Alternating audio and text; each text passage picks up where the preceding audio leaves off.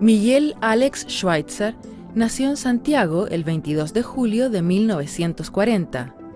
Inició sus estudios en el colegio The Grange School e ingresó posteriormente a la Facultad de Derecho de la Universidad de Chile. Allí obtuvo el premio Pedro Montenegro correspondiente a la generación 1958-1962. 2 años más tarde, partió a doctorarse en la Universidad de Roma. En 1966, inició su carrera académica como profesor de Derecho Penal, la que ha continuado de manera casi ininterrumpida hasta el día de hoy. Su participación pública no comenzó sino hasta mediados de la década del 70, cuando participó como delegado de Chile ante la Asamblea de las Naciones Unidas. Más tarde fue embajador en el Reino Unido y ministro de Relaciones Exteriores en 1983. Desde entonces ha participado en calidad de abogado en numerosas causas de relevancia pública. La defensa del general Augusto Pinochet en Londres fue una de las más destacadas. Actualmente es decano de la Facultad de Derecho de la Universidad Finisterra.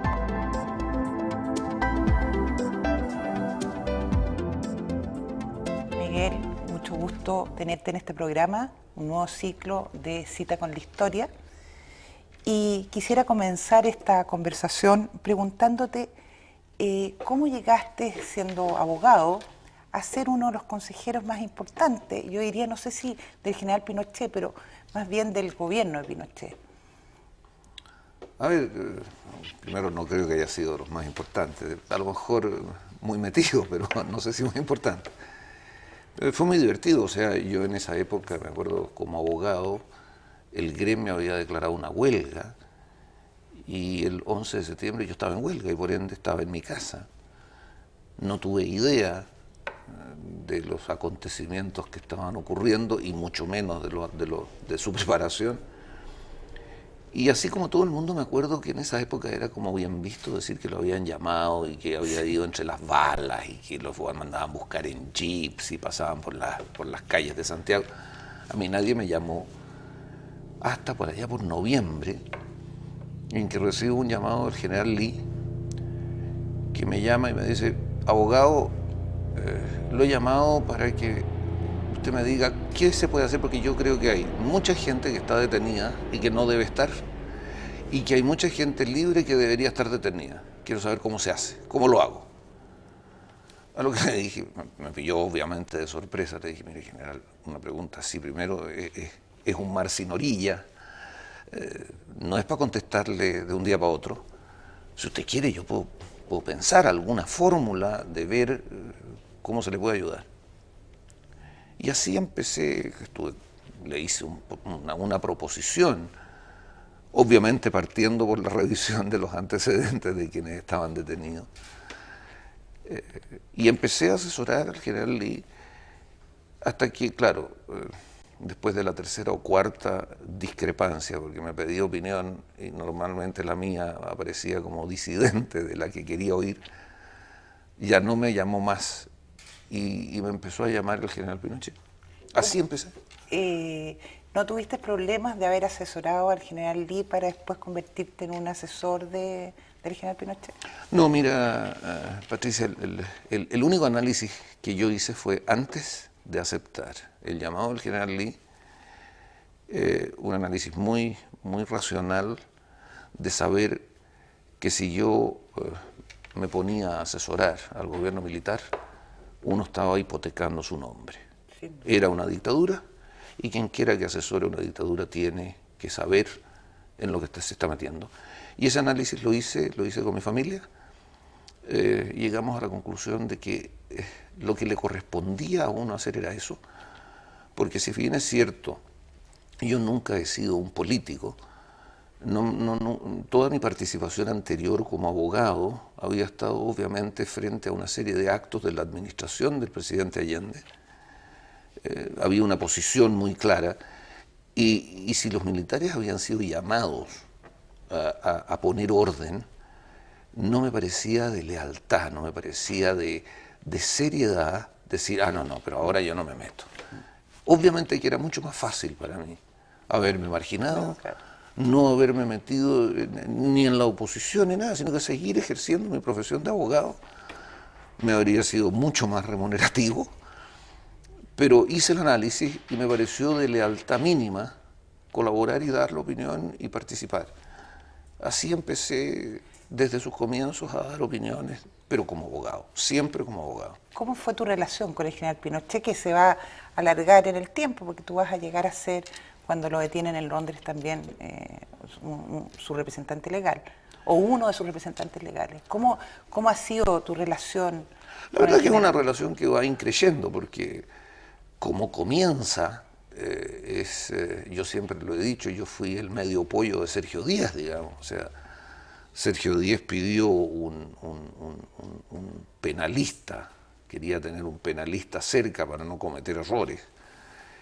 Y luego después, bueno, Sergio termina siendo embajador, yo termino, digamos, mucho más vinculado a los temas que manejaba Sergio Díaz. Y claro, ahí el presidente Pinochet me conoce, yo ya tengo contactos con él, hasta el momento en que el canciller Cubillo, cuando cambia el gobierno en Inglaterra, que eso es el año 79, Claro.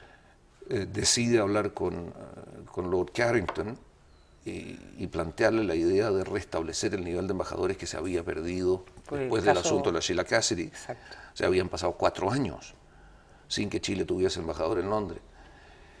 Y entonces a mí me llama, me acuerdo que por allí por el mes de mayo del año 79, Hernán Cubillo, de quien yo era muy amigo, y me dice, mira, Miguel, yo ya estaba separado, después de un interregno, digamos, en el año 78, yo me marginé y volví a mi profesión de abogado y qué sé yo. Y entonces, en mayo del 79, de repente recibo el llamado de Hernán Cubillo y me dice, Miguel, te vamos a tener que pedir una vez más ayuda. Y yo le digo, bueno, ¿qué quieres que te diga? Que si me la vaya a pedir tú, que te voy a decir a ti que no. Y me dice, mira, te quiero pedir autorización para usar tu nombre como posible embajador en Londres. La verdad que era de las últimas cosas que yo podía haber pensado, pero tengo que reconocer que prácticamente sobre tabla le dije, mira, no, esto sí que no es nada parecido a lo que me has pedido antes. Esto es un agrado. Le dije, me reservé de todas maneras, dije, voy a preguntarlo en la casa, con mi padre, déjame conversarlo con el papá, me pidió la máxima reserva. Solo lo supo mi mujer y mi padre, nadie más. Pero pasó de mayo a diciembre, Claro. antes de lograr materializar. Y yo estaba incluso fuera de Chile. Estaba atendiendo a un cliente cuando me llaman por el teléfono y me dicen, Miguel, tienes que venir porque aceptaron el agreement en Londres. Tuviste desde el año 80 al 83 como embajador en Londres. Así es. ¿La imagen de Chile allá era tan mala como se dice? Sí, era complicado. A ver, Hernán Cubillos tenía un dicho como canciller, decía, a mí me encantaría ser canciller de país productor de petróleo. Claro. Y yo tomé ese dicho prestado en Londres, porque la verdad es que si yo hubiese sido canciller de país productor de petróleo, habría tenido un estatus distinto.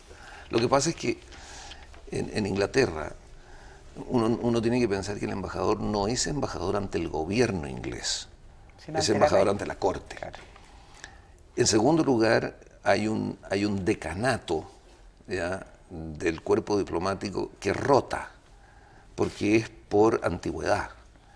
De manera que yo, cuando soy designado embajador, yo tenía 39 años, y en esa época habían como 146 países representados en Londres, deben haber habido unos 120, de manera que yo entro en la lista como 120, pero al cabo de 2 años era el número 12, porque hay una rotación muy grande, y a medida que va rotando uno va subiendo en el escalafón. De manera que hubo 2 o 3 aspectos muy importantes. La antigüedad pesa mucho en una embajada como la de Londres, por una parte.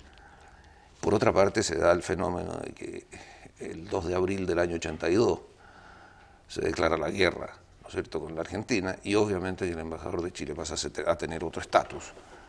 Entonces, ¿Qué rol jugaste ahí? Porque ya se ha hecho público de que la misma Margaret Thatcher lo hizo público, que el apoyo chileno a Inglaterra y Gran Bretaña fue importante en el conflicto con Argentina, entregando información y otras cosas. ¿Cómo fue eso?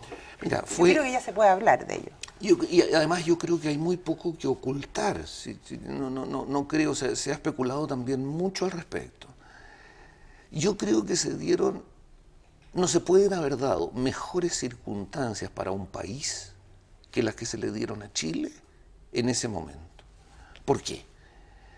Teníamos un canciller que era de lujo y de oficio, de los pocos cancilleres que han podido decir que empezaron como tercer secretario en la Cancillería y llegaron a ser canciller, que era René Rojas. René Rojas, que tenía además vínculos con Europa, con Argentina.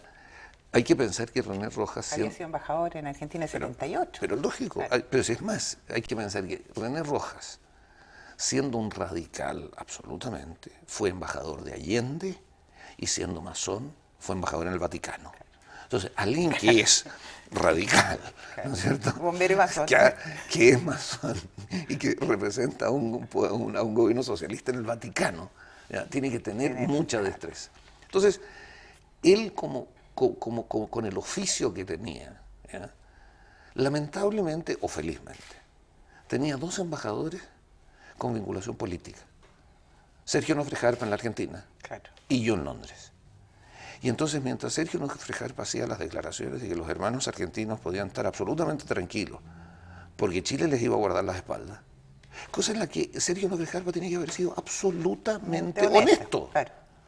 Estaba yo, un anglófilo, ¿no es cierto?, que ya llevaba un par de años en Inglaterra, donde ya había tenido una serie de contactos con el gobierno conservador de la época, donde se habían dado una serie de circunstancias y situaciones que me facilitaban el trabajo. No obstante, el gobierno del general Pinochet, que efectivamente, como tú preguntas, hubo una campaña muy, muy fuerte contra el gobierno, y logramos felizmente, de alguna manera, yo no diría con la complicidad, porque eso no fue así, sino que a Margaret Thatcher le importaba muchísimo el desarrollo económico chileno.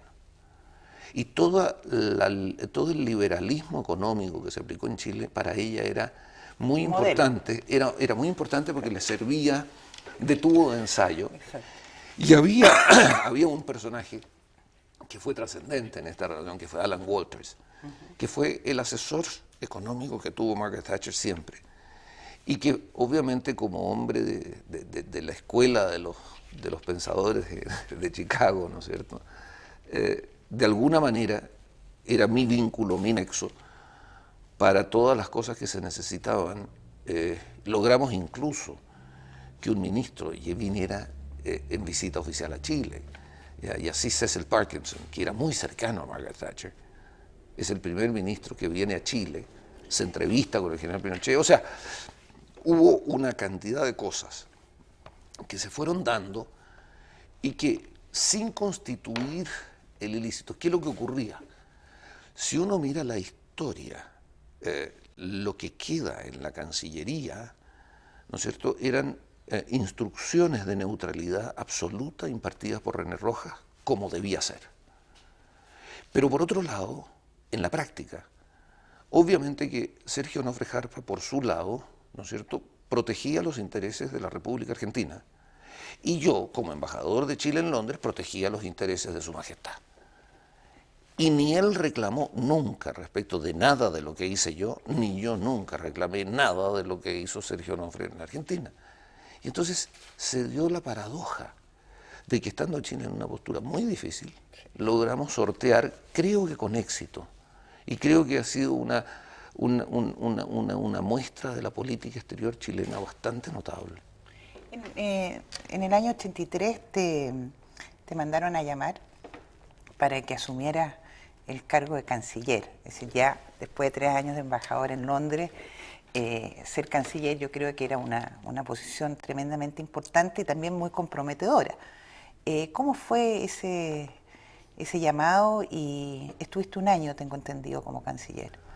Sí, la verdad que es una de las experiencias que uno atesora con más cariño, digamos, es una experiencia importantísima. Es decir, hay un par de momentos, no sé si tú sabes, pero el escritorio de la Cancillería, ¿ya? El escritorio del canciller es el escritorio, por lo menos era, el escritorio de Andrés Bello.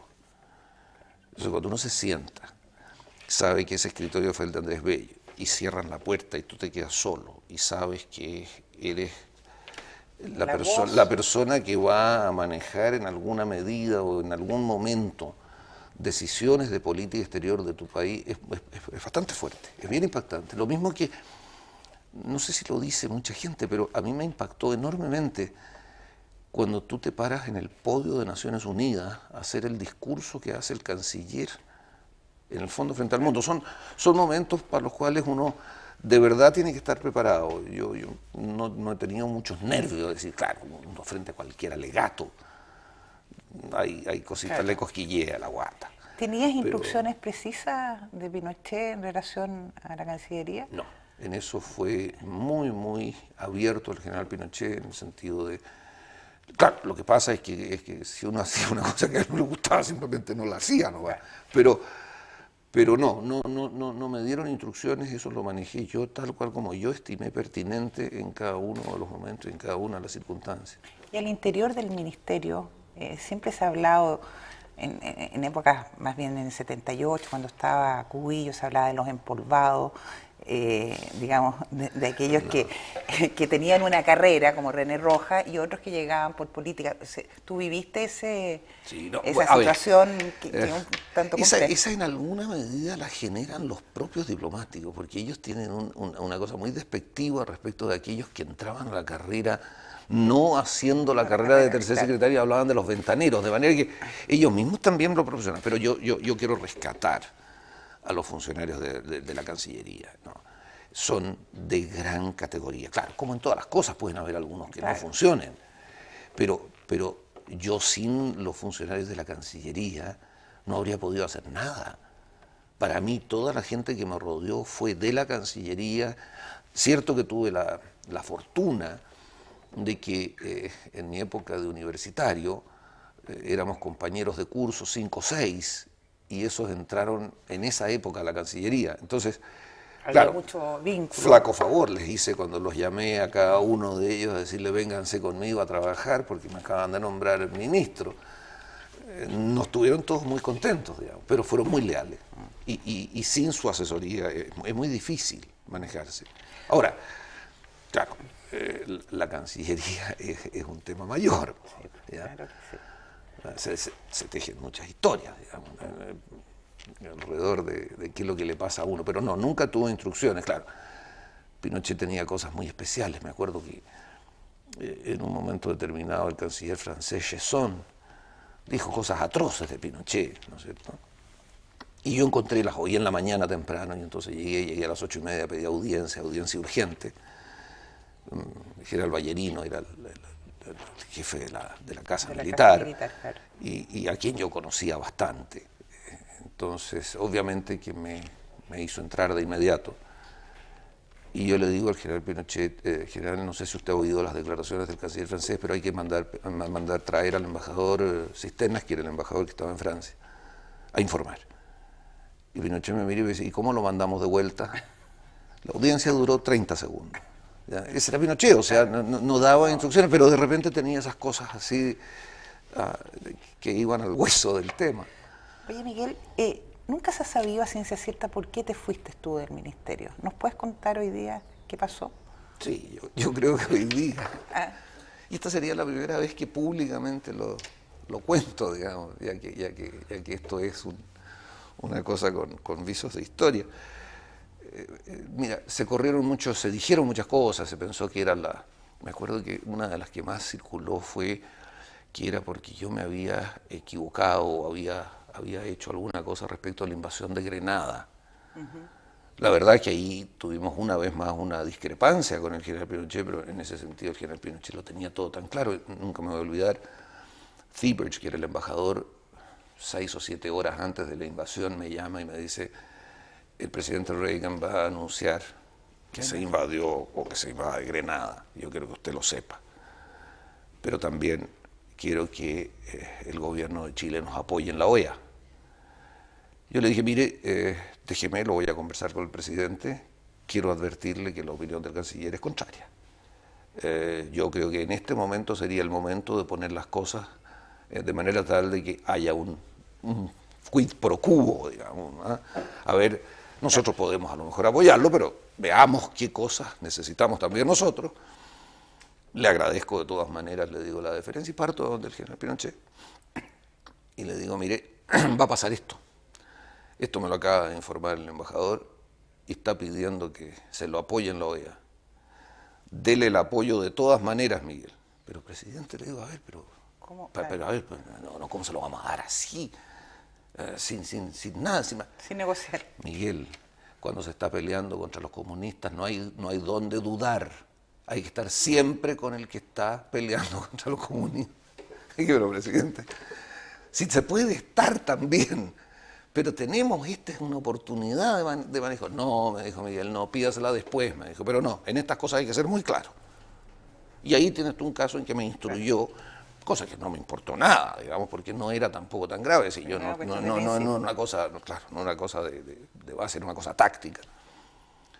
Pero no tuvo nada que ver eso, no. Simplemente, con tu no, fue simplemente que en un momento determinado él entendió, esto era a 8 o 9 meses de la reelección del presidente Reagan. Reagan era presidente y se iba a reelegir y estábamos, era fines del año, faltaban como 8 meses. Y me dice, Miguel, yo creo que es bueno que usted se vaya de embajadora a Estados Unidos porque es importante, yo tengo problemas y quiero resolver mis problemas con Estados Unidos. Yo dije, mire, presidente, la verdad es que yo le agradezco, encuentro que es fantástico, porque todo esto era producto de que él me dijo, mire, usted lo hizo en Londres muy bien, y fue muy laudatorio respecto de mi misión en Londres, entonces quería que me fuera a Estados Unidos. Entonces dije, mire, presidente, la verdad es que yo no tengo ningún inconveniente, pero creo que es diplomáticamente lo más inconveniente que hay. Si usted hoy día le manda al postulante a la reelección, a su canciller, además agréguele las características de su canciller, que yo no soy una persona que no me envuelvo, yo en Londres estuve muy vinculado al sector conservador de Margaret Thatcher y qué sé yo. Entonces, yo creo que es un problema para el candidato. Pero si sale y además, imagínese que no salga reelegido. Claro. En cambio, si usted espera hasta la reelección y sale reelegido Reagan y al que le manda de embajador es a su canciller, eso sí que es una distinción y es una demostración y es un gesto que en diplomacia son tan importantes para saber entender lo que usted está haciendo. Entonces, este gesto puede ser tomado muy contrariamente en un caso y muy positivamente en el otro. ¿Y en qué quedó? No, entonces me mira y me dice, si lo que pasa es que usted quiere seguir siendo ministro. Y yo reconozco que es mi carácter, tengo que reconocerlo, pero yo hice algo que es lo que pensé que tenía que hacer y que es la razón de mi renuncia. Me fui a la oficina, llamé a mi jefe de gabinete, que era Carlos Ducci, y dije, Carlito, voy a renunciar. Carlos me dice, ¿pero qué pasó? No, le digo, mira, pasó esto y le cuento. Me dice, ¿pero qué tiene que ver? ¿Para qué voy a renunciar? No, que si el presidente cree que yo me estoy apendando y que quiero seguir siendo ministro, que lo tenga claro. ¿Sabes? Ya. Hice una renuncia de 2 párrafos a mano, pedí audiencia, me la dieron, me mira el Pinochet y me dice, sí, dígame, ¿qué pasa, Miguel? Es que le quiero entregar este sobre, esta carta. ¿Qué es lo que es? Me dijo. No, mi renuncia. Entonces me mira y me dice, ¿pero por qué? No, presidente, que usted en la mañana me dijo que yo no quería irme a Washington de embajador porque quería seguir siendo ministro. Que usted lo tenga claro, no es por eso. Es porque creo que es inconveniente y que en el minuto que usted me convenza y me dé buenas razones que a mí me convencen, yo voy a ser el primero en él. Pero si yo efectivamente creo que es una equivocación y es un error en materia diplomática, relación exterior, obviamente quiero que le quede claro que no es para seguir siendo ministro. Entonces Miguel me dice, usted sabe que los militares renuncia presentada es renuncia aceptada. Digo, sí, pero yo soy civil, po, yo no soy militar.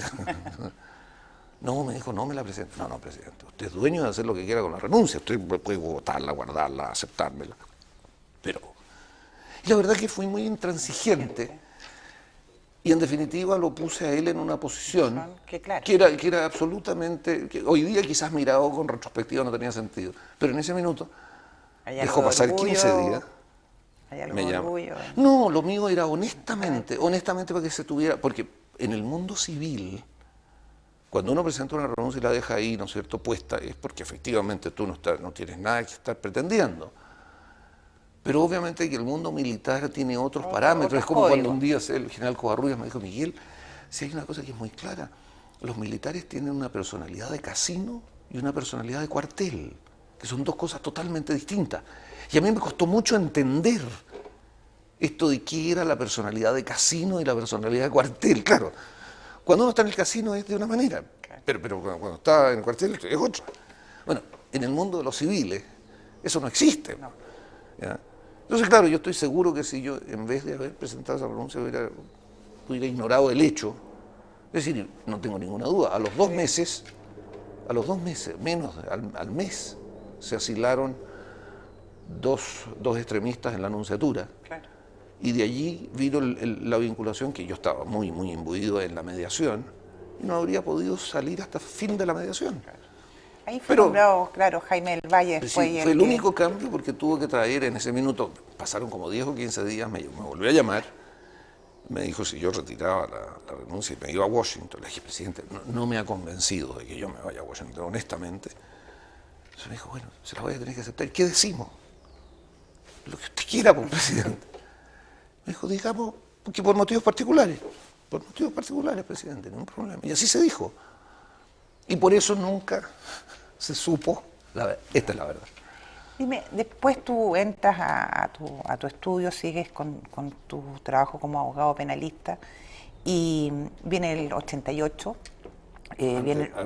Antes de eso, Patricia, no alcanzo a pasar un mes y me llaman para asumir la defensa en el asunto de Javier Vial, que lamentablemente se acaba de fallecer. Yo defendía a otras personas, pero al mes y medio, 2 meses, tuve que hacer el alegato de Javier Vial. Claro, en todo el tema de la crisis, digamos. Claro. Que finalmente y felizmente hoy día queda resuelto por una solución. Exactamente. Qué lástima. Así es. Que no lo haya alcanzado, o alcanzó a conocer. No, sí, él alcanzó a ser absuelto, digamos, pero está todavía pendiente el recurso en la Corte Suprema. Después vino el plebiscito. ¿Tú tuviste alguna actuación especial? ¿Cómo era el ambiente? Porque tú estabas metido adentro. Yo siempre, tú eres un hombre bajo perfil, pero que estuviste en todas. ¿Había un ambiente triunfalista para el plebiscito? A ver, sí. La respuesta corta es, yo creo que el núcleo, bueno, nadie puede estar más cercano a ese punto que yo, siendo socio de Sergio Fernández, hemos sido socios desde siempre. Ministro del Interior. Fue ministro del Interior. Hemos estado al lado y seguimos al lado y seguimos juntos y hemos vivido las peripecias de cada cual muy cerca el uno del otro, sin una intimidad tampoco de andar para arriba y para abajo como si fuéramos hermanos, porque no es así, pero yo me siento muy cercano a Sergio Fernández, he estado muy cerca de Sergio, lo he visto en todas sus actuaciones. Y por cierto... ¿Fue injusta su salida del Ministerio del Interior?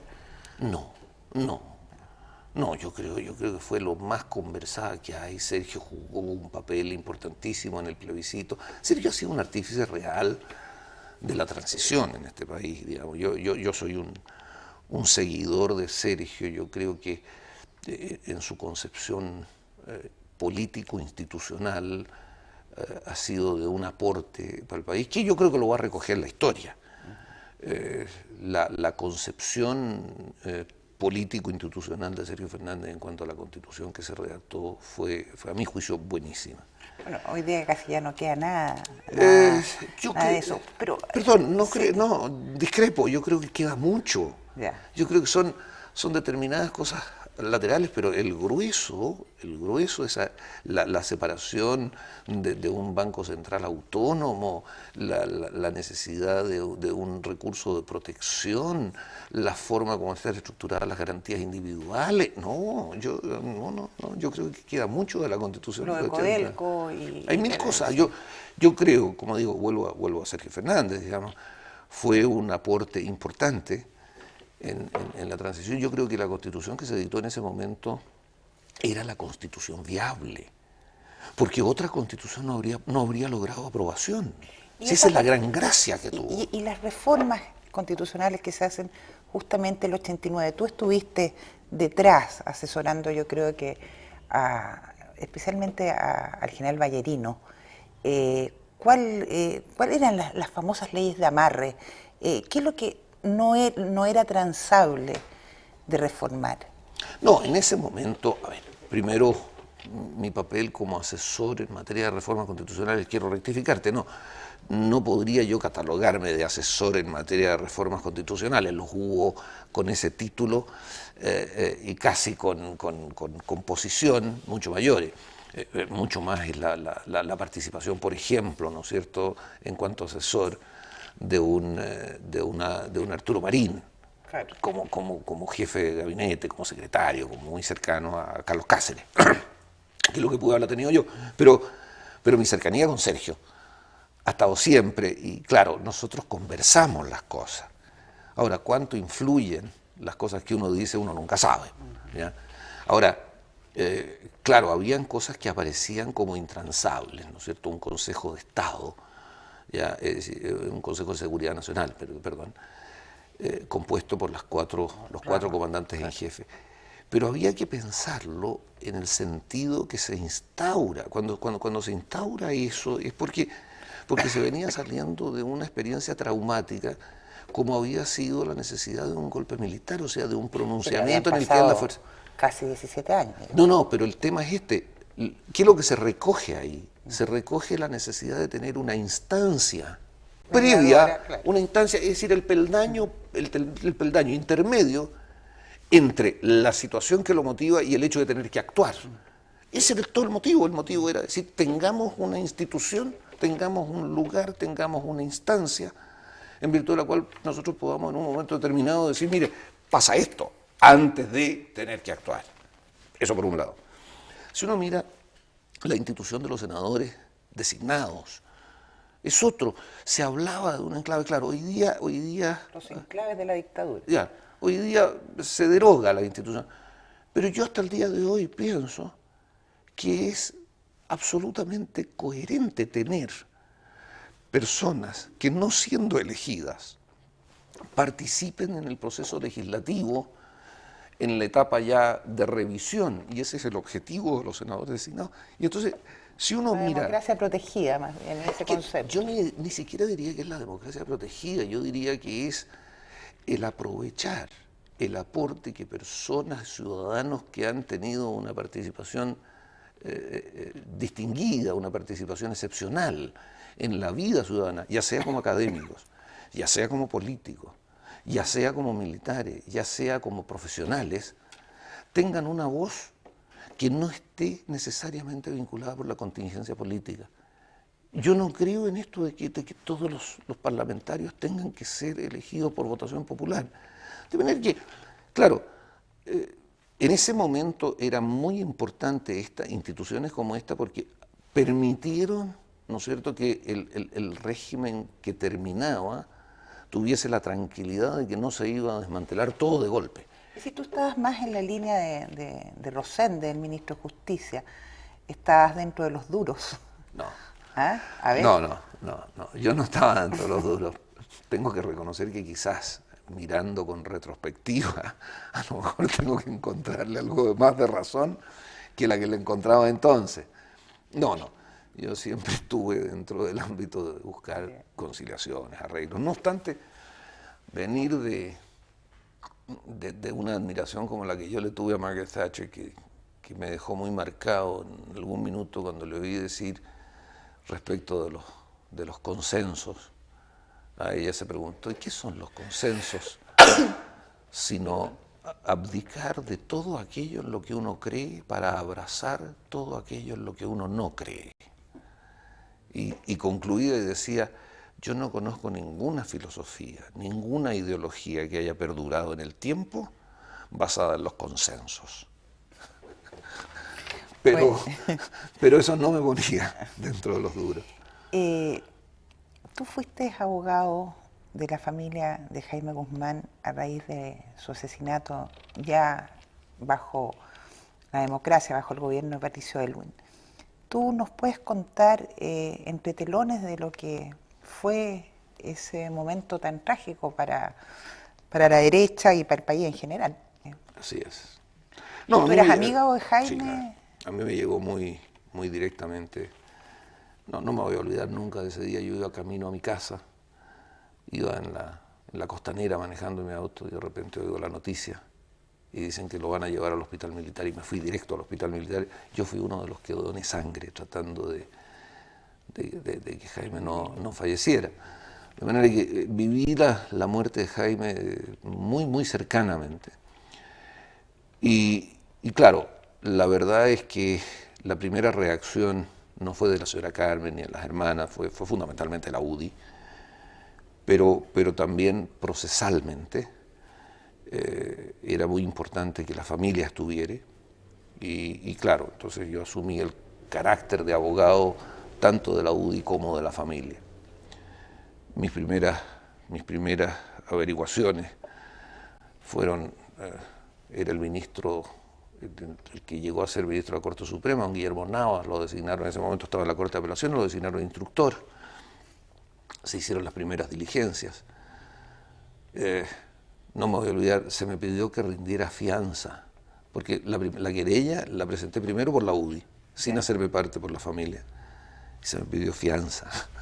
Porque claro, si bien es cierto que era el fundador de la UDI, expresidente de la UDI, no estaba dentro de la exención que establece la ley. Pero eso es lo anecdótico. El gobierno tuvo una actitud... Eso te quería preguntar, ¿qué actitud tuvo el gobierno? Yo por lo menos la percibí como una actitud de muy interesada, intensa cooperación. Estaba Enrique Kraus Era Enrique Kraus, el ministro del Interior, Jorge Burgos, el diputado, el hoy diputado, era, entiendo que subsecretario, jefe de gabinete, no recuerdo, pero era la persona en la que Enrique Kraus tenía absoluta confianza. Y se dio una circunstancia de que Jorge Burgos había trabajado originalmente como abogado en la oficina de Luis Ortiz, y Luis Ortiz fue designado el abogado del gobierno, hombre con el que yo he tenido una vida en común, hemos sido muy amigos, seguimos siendo muy amigos y hemos tenido asuntos que incluso yo trabajé como procurador de Luis Ortiz cuando Luis Ortiz empezaba su vida profesional como abogado en la Contraloría. De manera que creo que era una cosa muy abierta, muy honesta, muy transparente lo que se estaba viendo y entonces cuando se produce... ¿Por qué entonces tanta dificultad para poder lograr un buen resultado si estaban todas las instancias puestas en tratar de resolver el caso? Porque la cosa judicial no es la cosa de investigaciones. Y cuando se empezó a dar lo de investigaciones, se empieza a encontrar la veta, lo único que se encuentra es la participación de Olea Gaona. Y en definitiva creo yo que lo de Olea Gaona es lo que en definitiva termina motivando que yo en alguna medida termine dejando el patrocinio del caso, porque se dio Nunca la señora Carmen tuvo la tranquilidad, siempre pensó que había una cosa política y que Enrique Kraus estaba en una línea que no era la de verdad de apoyo, que estaban buscando una salida. No sé si la señora Carmen tuvo información de alguna parte en ese sentido. Lo único sí era que cuando yo defendía las decisiones de Kraus o los acuerdos o las cosas que íbamos a hacer, ella era muy escéptica y me costaba mucho tratar de convencerla y aparentemente no la convencí nunca. Ahora, yo sigo pensando hasta el día de hoy que Olea Gaona no era un ajeno al asunto de Guzmán. Yo creo que fue un cooperador, un cooperador al que lamentablemente habiéndolo tenido para extraditar, en definitiva termina no siendo traído a presencia judicial. ¿Ya? Pero en el interín se produce la irrupción de este investigador, el inspector Barraza. ¿Ya? Barraza tenía una forma de trabajar y trabajó muy cercanamente con Luis Hermosilla, que es en definitiva quien sigue a cargo de la... A raíz del asesinato de Jaime Guzmán y después del secuestro del hijo de don Agustín Edwards, se crea esta oficina, esta oficina que trata de alguna manera de tratar de perseguir el terrorismo que todavía está presente en democracia. ¿Qué supiste tú de la conformación de ella? Mira, como todas estas cosas son nosotros los abogados, ¿no es cierto? Tenemos que tener una posición que está frente al tribunal y no necesariamente se le cuenta lo que hay detrás de lo que se presenta al tribunal. En general, este tipo de oficinas y este tipo de mecanismos funcionan de manera subrepticia, con cosas que normalmente no se revelan, son secretas. Lo único que sí sabía yo era que estaban en un intento honesto y de verdad por desmantelar el terrorismo, pero para eso necesitaban, como siempre, los delatores, necesitaban infiltrar, necesitaban hacer cosas que obviamente nunca salen a la luz pública, que no son políticamente correctas. Además, que no es que no sean políticamente correctas, a lo mejor yo creo que contra el terrorismo todo es correcto. ¿Ya? Yo soy un ferviente partidario de adoptar cualquier medida que termine con el terrorismo, porque el terrorismo es mucho más grave que cualquier otra cosa. Narcotráfico y terrorismo tienen que ser combatidos en todo nivel, desde la educación, pasando hasta, ¿no es cierto?, las acciones que tenga que tomar el Estado a fin de impedir y prevenir acciones terroristas o acciones de narcotráfico. Entonces, yo creo que efectivamente el gobierno estaba intentando, por la forma más eficaz posible, no sé si con éxito o sin éxito, pero entiendo que esa oficina logró un paso importante, dieron un tranco grande en de alguna manera eliminar focos de terrorismo incipientes que a lo mejor estaban todavía vigentes o armándose en este país. Miguel, después, pero ese mismo año 91, tengo entendido que tú asesoraste al general Pinochet por el caso conocido por Pinocheques, es decir, el tema que después fue llevado al Senado, al Congreso. ¿Cuál es la verdad? Tú eres abogado, tú conociste todos los entretelones. ¿Cuál es la verdad del caso de los Pinocheques, que generó el ejercicio de enlace? Yo te puedo decir lo que yo en ese momento entendí como la verdad de lo que ocurría, y por eso participo en lo que participo, y de la forma muy indirecta, pero sí muy inmediata. ¿Ya? Te lo digo así hoy día porque mirado con retrospectiva, quien quiera que pueda estar mirando lo que yo digo hoy pueden decir es que la candidez de Schweizer ya llega a los límites extremos, le creía todo. Y pienso que sigo, así como te digo que creo que lo de Olea Gaona es como lo sostengo, yo creo que también en esto de los llamados Pinocheques, el general Pinochet no tenía nada que ver. O sea, pero sí su hijo, eso. Sí, eso no cabe duda. Ya, claro. Pero es que volvemos al punto, y aquí hay un tema, Patricia, que a mí me ronda. ¿Hasta dónde el evento político, cuando entra al ámbito de los tribunales, tiene que permear e impedir que se tome una decisión como corresponde? Yo creo que la politización de la judicatura, ¿ya? Le ha hecho un daño enorme, por lo menos en la parte que a mí me consta, que es la doctrina penal. Yo creo que le ha hecho un daño enorme politizar la doctrina penal. ¿Ya? Entonces, el querer aprovecharse de una situación puntual que es jurídica para que tenga un efecto político es lo que, en eso yo estoy en contra y voy a estar siempre en contra. Y entonces, claro, ¿qué fue lo que yo...? ¿Cuáles son las razones que tú tienes para decir que el general Pinochet no tuvo nada que ver en Porque eso? estoy absolutamente seguro de que fue gente inescrupulosa que se aprovechó de la candidez, de la poca habilidad, o llámalo como tú quieras, del hijo mayor del general Pinochet. Tan simple como eso. ¿Cuál fue la Y reacción? entonces se pretendió con esto tratar de poner de alguna manera en jaque al general Pinochet, ¿no es cierto?, en una época en que ya no era el presidente de la República, sino que era solamente el comandante en jefe del ejército. ¿Ya?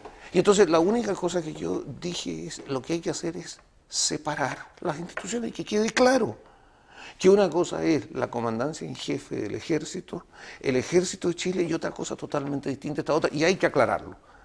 Y en esa forma, ¿no es cierto?, hasta ahí llego, digamos, en la parte que me corresponde a mí. Yo el análisis que hice, mire, es acá, esto es una cosa, esto es otra, no tiene nada que ver. Se podrá querer vincular, pero claro, si se va a querer vincular una cosa con otra es artificialmente. ¿Tú asesorabas o eras amigo o conocías o colaborabas con el general Ballerino, que estaba en ese momento en el comité asesor? ¿Esto del ejercicio de enlace fue comentado contigo? ¿Por qué el ejército tomó esa posición? No, a ver, para asustar, la denominación del ejercicio de enlace es evidentemente una cosa militar, a mí no se me habría ocurrido. Si hubiera tenido que hagan una cosa y pónganle un nombre, obviamente que no es una cosa que esté en el ámbito de los civiles, no. No, yo era muy amigo, y sigo siendo muy amigo del general Ballerino. En ese momento él estaba en una posición muy estratégica, ¿no es cierto?, muy cercano al general Pinochet. Y como éramos tan amigos, claro, obviamente me llamó y me dijo, mira, ¿qué es lo que se puede hacer? Entonces ahí es donde digo, la única cosa que yo insinué que había que hacer era que tratar de separar las cosas porque no tenía vinculación, no había por qué. Claro, si se quería vincular, ¿no es cierto?, al comandante en jefe, a lo mejor lo iban a poder lograr, pero mi tarea fue ahí, primero analizar jurídicamente si efectivamente había alguna vinculación que no la había. Y segundo, señalar que había que tirar las líneas y ser muy claro. Ahora, la cosa propiamente militar, en esa nunca se llama a los civiles. Los civiles no son llamados, digamos, para... Uno puede conversar, uno puede decir... Ahora, cierto que a mí me tocó exponer esto mismo no solo con el general Ballerino. El general Ballerino me pidió a mí que lo hiciera también con los generales, con el cuerpo general, y claro, expuse mi tesis con el cuerpo general. ¿Por qué decidiste en el año 98, cuando tomaron preso a general Pinochet en Londres, ser su abogado? ¿Era una situación difícil, compleja? No, mira, a ver, las cosas en la vida se dan... Yo como te decía, así como yo hice mi análisis, ¿no es cierto?, en el momento en que me llama el general Lee, la anécdota, digamos, la cosa que obviamente no se sabe, yo estaba en la playa, era un sábado, era un viernes, me había ido en la tarde y me llaman para decirme que habían detenido al general Pinochet en Londres y yo contesto que eso es imposible. Bien. Entonces me dice, mira, sí, se está diciendo que lo retuvieron, pero la verdad es que está detenido en Londres y yo creo que sería bueno que fueras tú para allá. ¿Quién te llamó? Andrés Rillón. Fue el primero que me llama y yo a Andrés, con el que tengo una larga amistad, le digo que no exagere. Y entonces Andrés me dice que él no está exagerando y que él cree que yo me tengo que ir. Y entonces a Andrés le contesto, yo le digo, mira Andrés, y te voy a contestar, te voy a dar como recomendación como penalista. Lo mejor que le puede pasar a uno como abogado cuando tiene un cliente complicado, ¿no es cierto?, es que esté en la clínica. El general Pinochet lo acaban de operar anteayer. O sea, el general Pinochet tiene por lo menos una semana en la clínica. No tiene ningún sentido que me mueva ni siquiera un metro yo, porque antes de 48 horas el tema va a estar resuelto. Si lo que pasa es que hay que esperar sábado y domingo, pero un optimismo el lunes, entiéndeme, el lunes este asunto está resuelto, entonces ¿qué sentido tiene que yo me vaya? Así le contesté a Andrés, me llama en la mañana del sábado y me dice que han hablado con la familia del general Pinochet y quieren que yo me vaya. Y entonces como lo tomo... Con Hernán Felipe, no, es que como yo lo tomo ahí como una cosa más bien familiar, mi reacción es, mira, aquí lo que no se necesita es un abogado.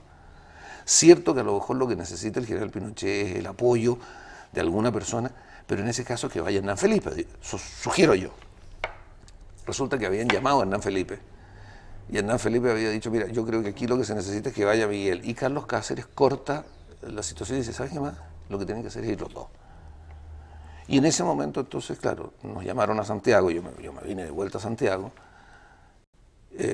nos juntamos con Hernán Felipe, nos juntamos con Carlos Cáceres, nos explicaron, nosotros dijimos las condiciones que creíamos, nosotros pensábamos que íbamos a ser absolutamente el ridículo, íbamos a ir a nada. Pero Carlos Cáceres fue muy enfático en decir, mira, es importante que vayan los dos. El uno por la vinculación y la cercanía que tiene con el general Pinochet, el otro porque es el abogado, el que ha tenido los contactos en Londres, etc. Y así partimos. Y yo me acuerdo que partí con un colgador. Y de nuevo mi socio Sergio Fernández me dice, pero Miguel, ¿y si te toca quedarte más días? Sergio, le dije, esto no dura más de 3, 4 días. Primero nadie tiene que saber que vamos, porque esto es un problema del gobierno. En el minuto en que el gobierno sabe que va alguien a preocuparse del tema del general Pinochet, nos van a endilgar el tema. Así que, primero es un tema del gobierno, y segundo, este tema está resuelto, en días. Me dijo, ¿y si no se resuelve? No, le dije, ¿cómo no se va a resolver? Y no hice caso y me fui con un colgador. ¿Cuál fue, a tu juicio, la actitud del gobierno? ¿Fue una actitud correcta, el gobierno de Frei? A ver, yo creo que la reacción del presidente Frei en Lisboa, que fue prácticamente, pienso yo, una reacción natural, espontánea, sí. Pero esa actitud no se siguió manifestando. Y en esto José Miguel Insulza, que lleva tantos años de circo, manejó las cosas de manera tal de que sin tener que exponer al gobierno a una situación de crítica severa, tampoco diera resultados tan claros. El discurso que hace José Miguel Insulza, por ejemplo, frente al Partido Socialista, cuando él defiende la postura de por qué hace lo que hace, es importante. Pero por el otro lado, no se tradujo en una actitud de un gobierno, porque estoy absolutamente seguro, Patricia, que si el gobierno del presidente Frei se planta y exige que a un senador, expresidente, comandante en jefe del ejército, no se le puede hacer lo que se le está haciendo, amparado además, ¿no es cierto?, por una misión diplomática como la que el general Pinochet llevaba, no dura el tema. Lo que pasa es que el gobierno inglés vio, como ha pasado en general, lamentablemente con todas las cosas del general Pinochet, hay una campaña, la campaña mediática que se hizo del gobierno del general Pinochet efectivamente fue una cosa eficaz. Porque en general lo que ha pasado con el general Pinochet es siempre producto de la politización de su caso. ¿Se terminó la transición? Sí, yo creo que respuesta corta es sí. Ahora, no cabe duda que como todas las cosas no hay cortes así absolutos y pueden quedar todavía determinadas. Pero yo diría que sustancialmente, y como dicen los gringos, la respuesta corta sí. Muchas gracias, Miguel, por acompañarnos hoy día en esta conversación.